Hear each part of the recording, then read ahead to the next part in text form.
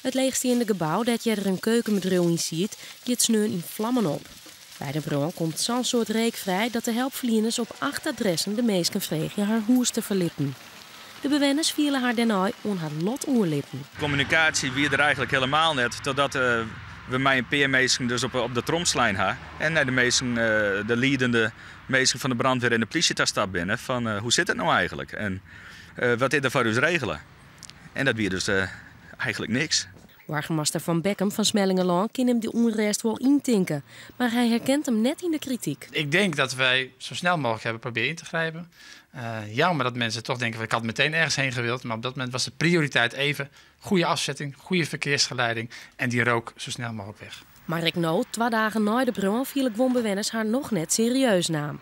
De bewoorders gaan bij elkaar zitten en zullen contact opnemen met de gemeente. Wij willen natuurlijk graag dat alles goed oplost wordt, maar wil graag in gearwerking met hun. En nou is het correct of moeten wij alles maar zelf via onze eigen verzekering oplossen. En dat lijkt mij in dit geval dus net helemaal netjes om het alleen maar op deze manier om te pakken. Wij denken nu dat we alle vragen die er kunnen zijn wel op een of andere manier beantwoord hebben. Of via de website, of via de brief, of de verzekeraar die al die huizen belangs is geweest. Nou, zijn er nog zaken die blijven liggen?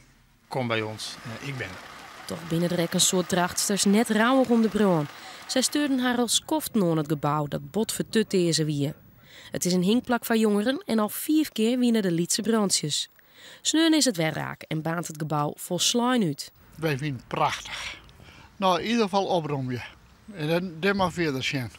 Dat de gemeente eerst maar eens zijn van een dwangsom stellen van dat ze dus dat het spul oprommen. Want het weer een onfluiting.